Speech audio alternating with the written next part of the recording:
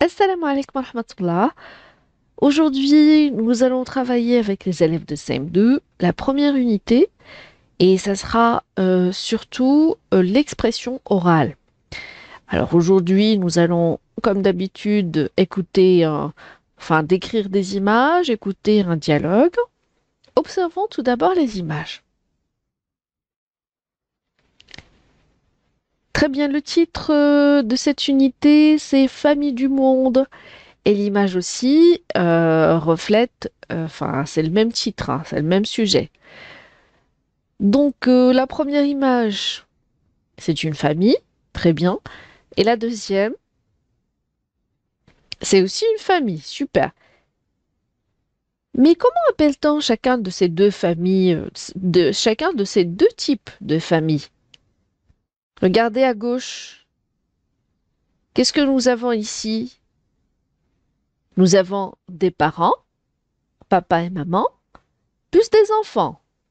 Très bien. Bah, écoutez, cette famille, on l'appelle, c'est une famille réduite.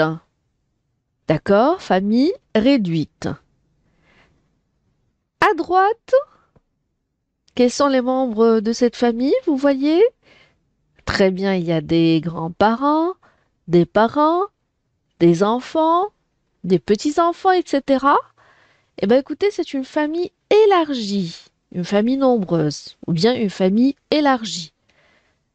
Famille réduite, famille élargie. Super. Et dans quelle partie du monde trouve-t-on généralement chacun de ces types de familles? Partout. Je suis d'accord avec toi. Partout. Mais généralement, très bien, les familles réduites, on les trouve en Europe et dans le monde occidental, dans les pays industrialisés. Voilà, j'arrive à le dire. J'ai eu un OK. Alors, je répète. Je disais que ces types de familles, on peut les trouver partout.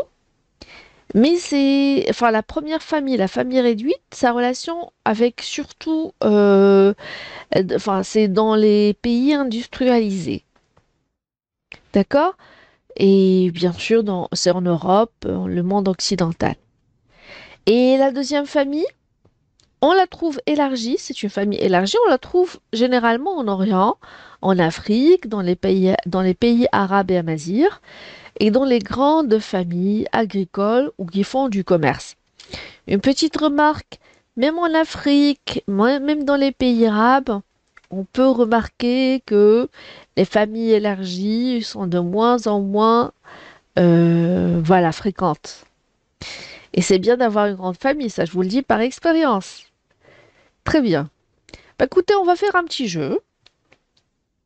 Cherche et dis le plus de mots indiquant un lien de parenté. Lien de parenté. Alors, qu'est-ce qui peut être entre toi et le fils de ton père? Bah, c'est ton frère. Bah, écoutez, c'est ça le lien de parenté. D'accord? Alors, une minute, essaie de trouver. Enfin, je ne vais pas te stresser, mais essaie de trouver. Enfin, tu peux arrêter la vidéo et tu essaies de chercher. Enfin, cherche et dis le plus de mots qui indiquent un lien de parenté. Je peux t'aider par la suite, mais tu peux arrêter la vidéo si tu veux. Super. Ah bah oui, voilà. Alors, il y a le lien, entre la maman, le papa, il y a la fille, le fils. Quand il s'agit d'une grand-mère, grand-père avec le fils de sa fille ou le fils de son fils, voilà, je mélange un petit peu. C'est une petite fille ou un petit fils. Et un arrière petit-fils, une arrière petite fille. Bien sûr, mère et père, sœur, frère, demi-frère, demi-sœur, nièce, neveu, grand-mère, grand-père, ancêtre, tante, oncle, grand-tante, grand-oncle, etc., etc., etc. Très bien. Découvrons ensemble le trésor de la langue. Bah écoutez, dans chaque trésor en général, On essaie de trouver, de classer les mots. Par exemple, ici, les mots, il y a des noms, il y a des adjectifs et des verbes. Par rapport à ce thème qui est en relation avec la famille, les noms, on peut citer la famille, les parents, les grands-parents, l'éducation, le mariage, le divorce. Enfin, voilà, bon. Adjectifs, nombreuse, réduite, élargie. Et des verbes, par exemple, vivre ensemble, éduquer. Qu'est-ce qu'une grand-mère? C'est une question facile, hein? Très bien, c'est la maman de la maman ou la maman du papa, c'est ça? Très bien, c'est une très bonne réponse. Et comment appelle-t-on la grand-mère du côté du père? C'est-à-dire la maman de ton papa. Oui, enfin, je ne dis pas comment on l'appelle en général, mais c'est une grand-mère paternelle. Très bien, paternelle, ça vient de papa. Paternelle. Grand-mère paternelle. Et sinon, comment on appelle la grand-mère du côté de la maman, de la mère? Très bien, c'est la grand-mère maternelle. Maternelle, voilà, sa relation avec l'école. Maternelle, voilà, c'est la grand-mère maternelle. Grand-mère paternelle, grand-mère maternelle. Et comment les enfants appellent-ils leur grand-mère? Voilà, j'ai entendu de loin. Alors, grand-mère, on l'appelle comment? Mamie, très bien. Très bien. Et comment on appelle enfin, comment tu appelles ton grand-père? Très bien. Quel nom correspond au verbe éduquer? On l'a vu, enfin, dans les verbes, dans le trésor de la langue, le verbe éduquer, c'est un verbe. Alors, donne-moi le nom qui correspond à ce verbe. C'est éducation. Très bien, éducation. Et que signifie vivre ensemble dans une famille? Ça signifie beaucoup de choses, c'est super, hein. C'est pour ça la famille est magnifique, c'est bien. Ça nous apprend déjà depuis qu'on est petit de vivre ensemble. Alors vivre ensemble, je te laisse parler. Très bien. C'est déjà respecter les autres, respecter, voilà. C'est, ah oui, très bien. Voilà. Savoir être à l'écoute, respecter les autres, respecter les affaires de ton frère, respecter, voilà, c'est ça. Et quoi encore? Très bien. Bah écoute, il y a pas mal, beaucoup d'idées. La solidarité, très bien, j'ai entendu ça de loin, très bien. Si on est un petit peu inquiet, on trouve quelqu'un qui nous écoute, quelqu'un qui, voilà, qui, enfin, on est solidaire, de l'aide, très bien. Je n'ai pas compris, par exemple, un exercice, je demandais à ma mère, je demandais à ma sœur. C'est bien, c'est vivre ensemble, c'est bien, c'est magnifique. Bah, écoutez, il y a plein d'idées. Continue à exprimer, d'accord. Continue à dire ce que tu penses de vivre ensemble. Ça veut dire quoi pour une famille? C'est très bien. Et à ton avis, qui éduque les enfants? Éducation. Qui éduque les enfants? Ça commence par les parents, très bien. La famille, très bien. Le grand-père, la grand-mère, les oncles, les tantes, mais aussi les frères, les sœurs. Oui. Les amis, l'école, oui, très bien. Très bien. Super. Bon, on va passer à l'image, au poster. D'accord? Déjà ici, j'écoute et je comprends avant d'écouter le dialogue. Le titre, c'est raconter un fait vécu, puisqu'on va essayer de travailler. Déjà, observons ces deux vignettes. Parce que regardez, ah oui, il y a une image sur la gauche, plutôt sur la droite, et puis il y a une bulle sur la gauche. Quand nous avons une bulle comme ça, Ça veut dire c'est quelqu'un qui parle. D'accord? Bah, écoutez, je vais vous montrer un petit détail. Voilà, regardez. Comme ça veut dire que c'est quelqu'un qui parle. Quand il y a des petites bulles comme ça, des petites bulles pas comme, enfin juste à côté, c'est quelqu'un qui pense. Très bien. Bah écoutez, qui sont les personnages que tu vois sur les vignettes? Déjà, sur la partie droite, il y a qui? Il y a une grand-mère, oui, et une fille, bravo. Très bien. Et dans la bulle, dans cette partie-là, on dirait que c'est la fille, peut-être bien. Ou bien elle ressemble à la grand-mère, peut-être bien. On va découvrir ensemble, d'accord? Et il y a des parents, il y a un bébé qui joue. Très bien. Et que vois-tu encore? Une radio. D'accord, très bien. Alors, quelle relation peut-il y avoir entre eux? J'ai déjà répondu à ça. Bon, allez, pour la grand-mère, c'est la grand-mère de la fille. Pourquoi? Parce qu'elle est âgée. D'accord. Et ici, ce sont les parents de la fille. On est d'accord? D'accord. Alors, pourquoi y a-t-il une grosse bulle? J'ai déjà donné la réponse. Oh là là! Pourquoi y a-t-il une grosse bulle derrière la femme assise dans un fauteuil? Bah, écoutez, voici la femme qui est assise dans un fauteuil. Et derrière elle, il y a cette bulle. Ah, on a déjà expliqué ça. Ça veut dire elle est en train de parler, elle est en train de raconter, elle est en train de dire quelque chose. Et que peut demander la petite fille? Alors c'est à vous d'imaginer. C'est à toi d'imaginer, à ton avis, la fille juste à côté, qu'est-ce qu'elle demande? Qu'est-ce qu'elle peut demander? Mhm. Elle demande sans doute de raconter quelque chose. D'accord. Et toi, est-ce que ça t'intéresse de savoir comment vivait ton grand-père? Ah oui, voilà. Avant de répondre, bien sûr, elle demandait à sa grand-mère comment elle vivait avant. Parce que si tu vas dans la bulle, il y a la radio. Mais est-ce qu'il y a la télévision? Est-ce qu'il y a l'ordinateur? Est-ce qu'il y a le téléphone? Non. Elle vivait enfin, juste avec une radio. D'accord? Et la petite fille est intéressée de savoir comment ça se passait, hein. Donc sans doute, cette fille ici habillée en bleu, c'est la grand-mère quand elle était petite. Très bien.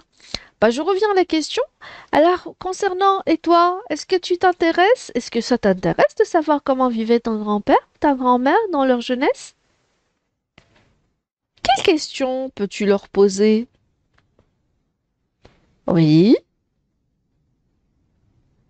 oui, très bien. Comment vous passiez la journée? Comment vous faites? Voilà. Très bien. Beaucoup de questions. Prépare ta question. C'est super. Maintenant, on va écouter le dialogue.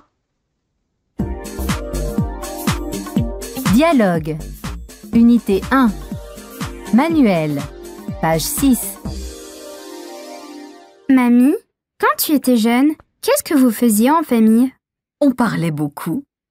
On écoutait souvent la radio. À l'époque, il n'y avait ni télé, ni portable, ni ordinateur. Et ton père te laissait sortir? Oui, bien sûr. Je rendais visite à mes amis. Je faisais aussi les boutiques.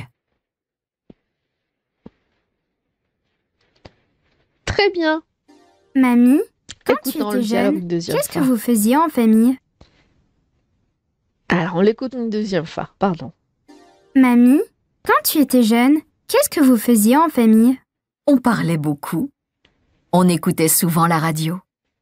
À l'époque, il n'y avait ni télé, ni portable, ni ordinateur.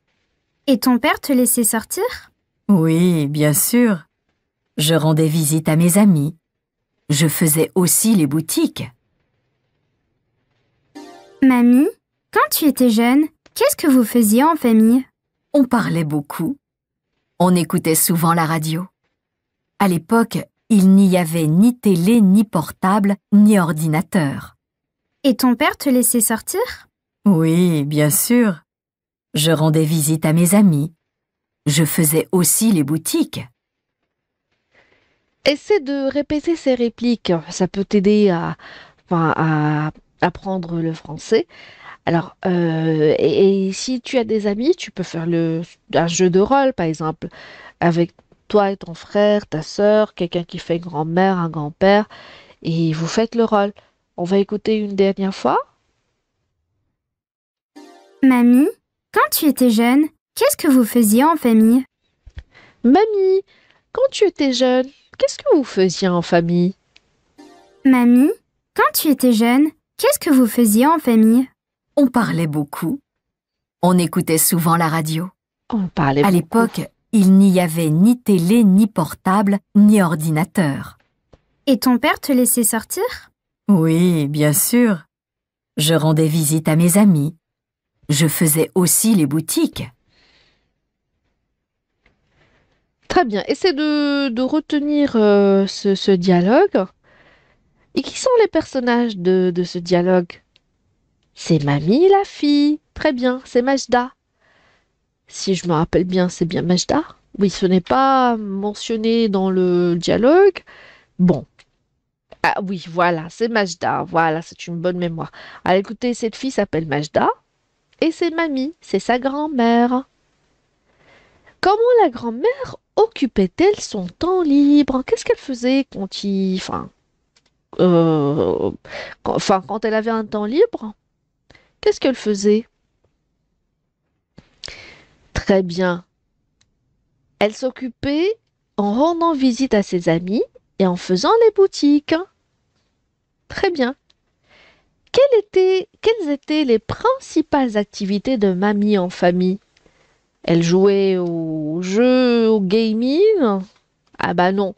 Bah, juste à titre d'information, les gaming, c'est pas vraiment une bonne chose. Je te dis pourquoi. Parce que parler en famille, c'est super bien.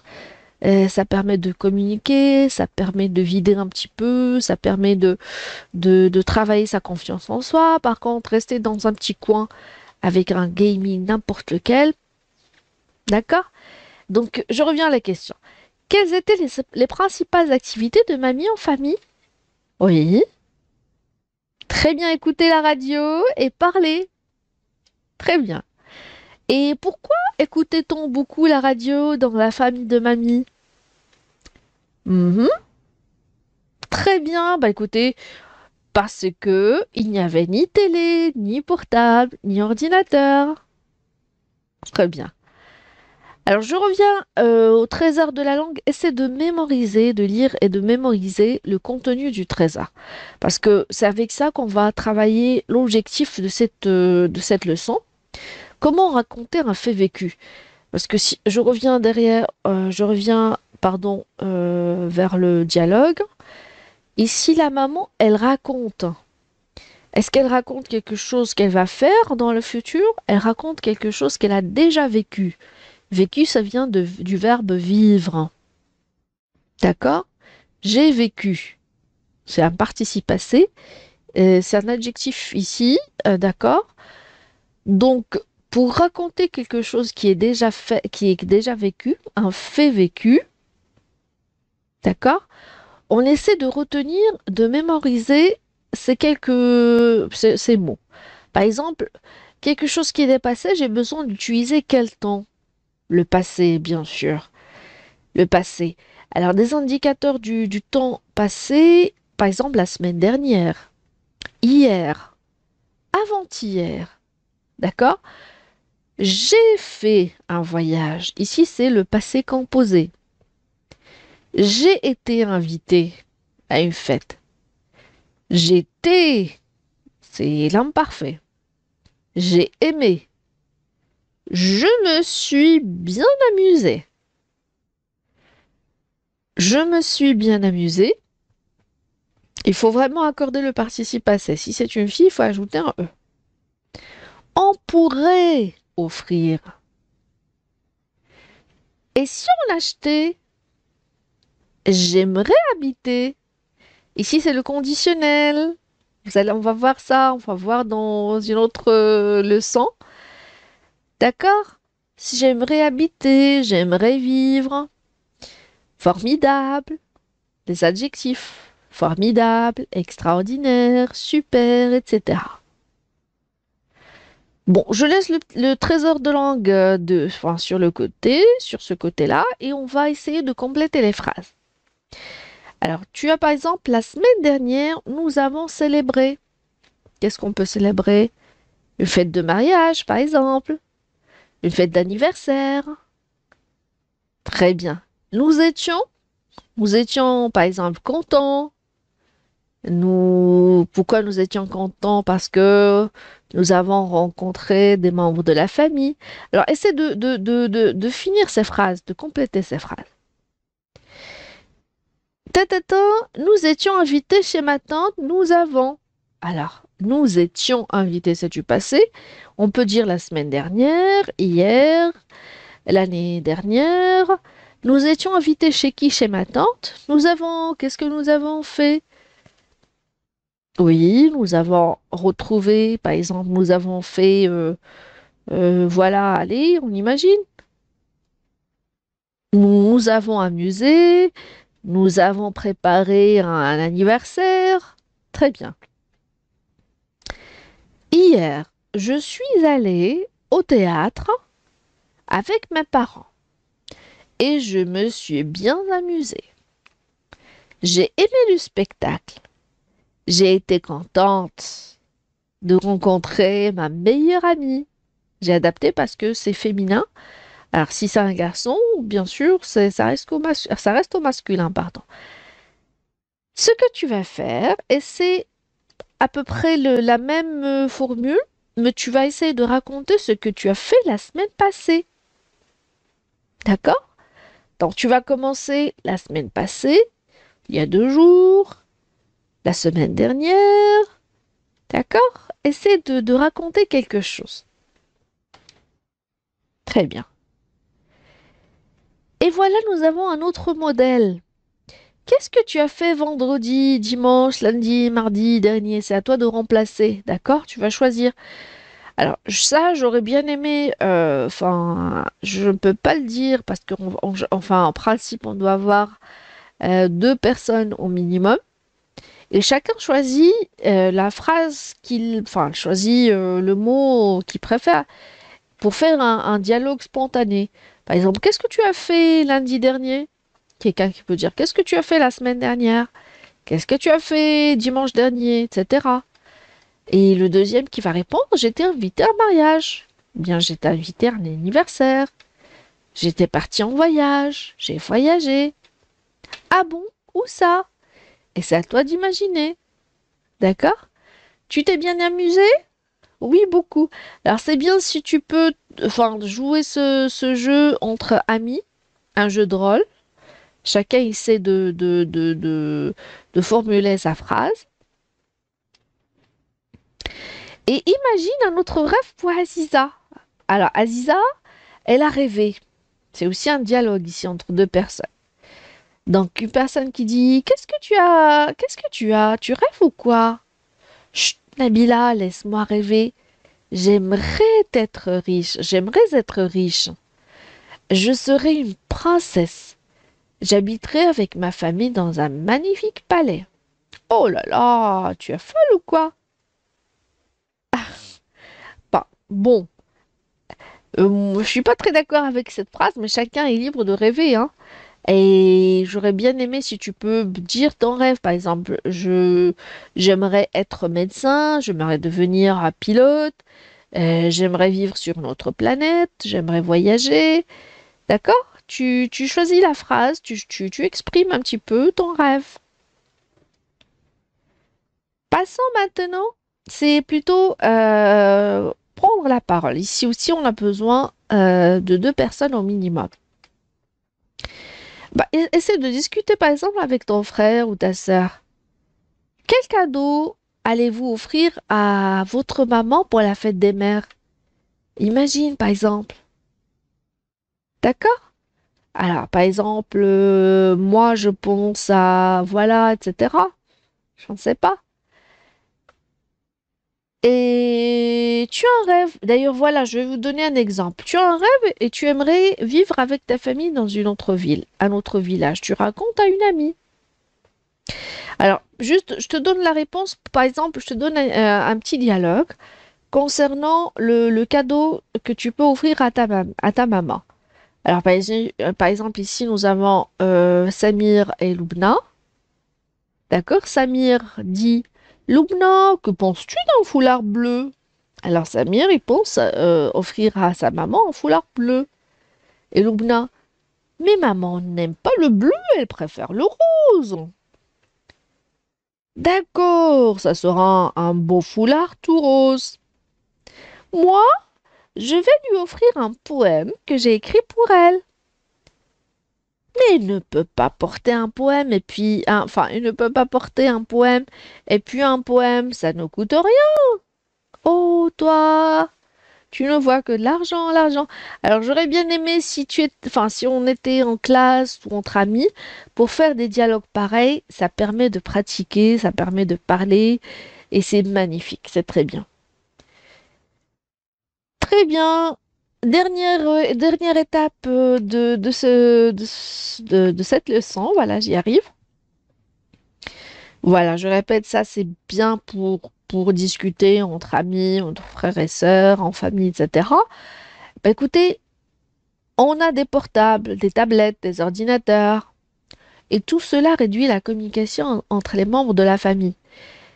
Qu'est-ce qui se passe maintenant? Chacun dans un coin, chacun dans sa chambre, il prend son portable, sa tablette, et même au déjeuner, etc., la communication ne passe plus. D'accord? Alors, à toi de proposer. Qu'est-ce que tu proposes? À toi de, enfin, pense un petit peu et propose comment faire pour trouver un équilibre. Parce que communiquer, c'est très très important.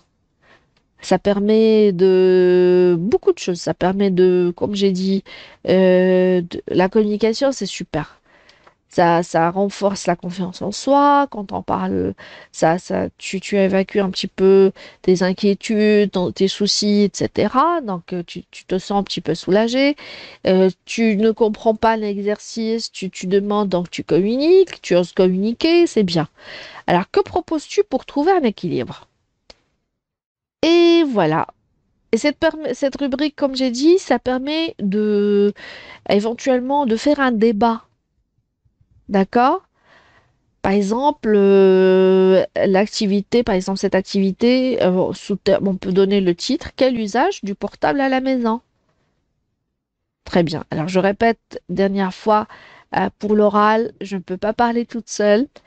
J'aurais bien aimé travailler en équipe, mais essaie de pratiquer, voilà, de parler avec tes frères, tes sœurs, tes amis, pour mieux parler, pour mieux apprendre et parler la langue française. Prends soin de toi et à la prochaine séance. Voilà, merci.